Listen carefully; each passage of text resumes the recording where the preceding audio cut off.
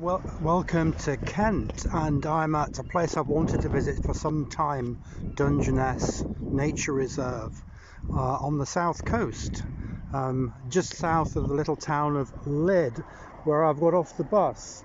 And already we're in the thick of various wildflowers that are common here, and I'll go through the flowers as we walk along. This is common fennel. It's quite short because I think this land may have been grazed, maybe not. And next to that we've got the always beautiful Viper's bugloss. Not a common plant where I live, but it's very common by the sea, and you can see many plants of this. And let's go through and see what we can find here. Common plant is evening primrose. I don't know what species this is. I think maybe in this part of the world they may be native, but I think they're actually come over from America, but they're very common here, and certainly in this part of Dungeness Nature Reserve. And the area is renowned for being a huge extent of shingle, and plants do grow here, and we'll see what they've got. I mean, there's a lot of ragwort and fairly weedy things. Let's see if they've got anything rare. There's a plant I've heard that grows here called hound's tongue that I haven't seen before, that I hope to find. On the shingle, the plants are very much reduced in size, and this nice little pea plant is known as rest harrow, and it's hardly poking its head above the pebbles here. A member of the pea family, and not uncommon. And here we have a plant of one of my favourite plants in the aster family. This is Canadian fleabane. Caniza canadensis. Nice to find it here. A lot of these Viper's bugloss plants are really short, and I'm assuming it's because of the shortage of nutrients. This is mainly sand here, and there are succulents growing here as well as a Viper's bugloss. Here we've got, oh, is it a succulent? Yeah, that one I think must be biting stone crop, sedum acre. But there's a lot of Viper's bugloss here, all of it really quite short, if you see that. All that you find growing on the shingle really here is these. Here's one of my favourite composite flowers, and it's mostly gone over again I think, but there is a flower coming. It's like a small dandelion with a pappus, and it grows in wide patches. I haven't actually seen much of this here, but I'm sure there is a lot if you were to look closely for it. Yeah, and there's quite a bit more of it here where the ground is bare and it's growing with the succulent stone crops, which are the red coloured plants. The mouse ear hawkweed has the leaves that look like mouse ears. They're very hairy. The hairs are several centimetres long on this plant. Now here's a plant that grows in my back garden, but it grows much more luxuriantly than this. Plants that grow in a desert or in an arid area tend to grow a lot smaller, and this plant is definitely Herb Robert, but its leaves are a lot smaller and the flowers are a lot smaller than normal for this plant. There are a lot of these small asteraceous type plants. This one's another hawkweed I think, or a hawk's beard. I'm never quite sure about these because they're very similar to each other, and again they do develop these pappuses or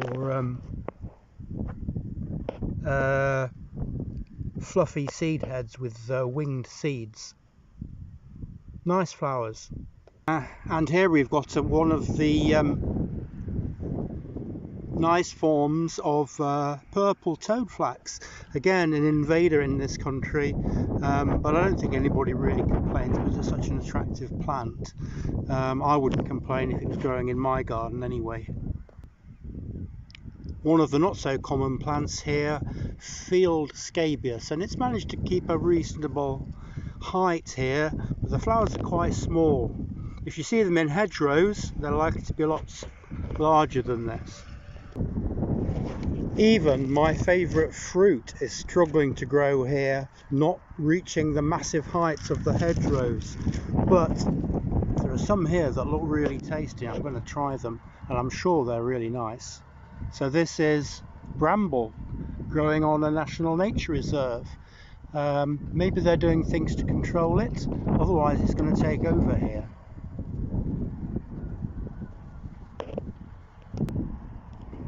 More field scabious covered with bees here again, and the flowers are so small I don't think they are field scabious. They may be sea scabious. I'll have to check that up and tell you for sure in the subtitles on the video. Very nice, beautiful plant. The wild carrots, short but looking good, obviously setting seed there. There's a seed head. And some people consider these to be weeds, but they do look nice. Daucus carota, the common carrot. There's quite a lot of moss here growing in mats. I think this is Hypnum cupressiforme. It's desiccated at the moment, and it'd be hard to tell what it is without wetting it up and seeing what it looks like when it's been hydrated. I think Hypnum cupressiforme. And you have various types of red valerian. This is the white form, and over here we've got the red form, very common everywhere, including growing on walls. It's a true survivor and an invader in Britain, but isn't doing too much of a problem in terms of the invasions that it's doing. Nice and attractive plant. There's a patch of yellow here with these tiny common toadflax, and you can tell how short of nutrients and water they are just by the size of the plant. There's another one there, and there's a patch of them a bit further on. But again, you've got this carrot. Just look how short it is, probably 7 or 8 inches tall. It's normally 3 feet tall. And here we've got a further tiny bed of these little toadflaxes. They really stand out because there aren't many of them in this site at this size, but they really are tiny, and it must be due to lack of nutrients and water.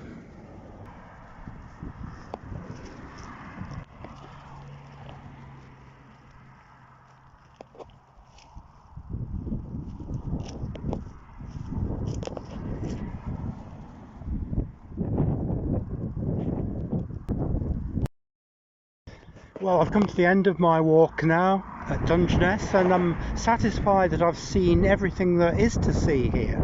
The main thing to comment on and note is that many of these plants on the shingle are dwarfed. Here you can see the fennel, the white valerian and the Viper's bugloss growing on soil here, and it's only when they start getting onto the shingle that their growth forms reduce in size, and I'm sure that is due to a reduction in nutrients and water. Anyway, thanks for watching this video. I do hope you enjoyed it, and please subscribe too. It does help the channel. Many thanks.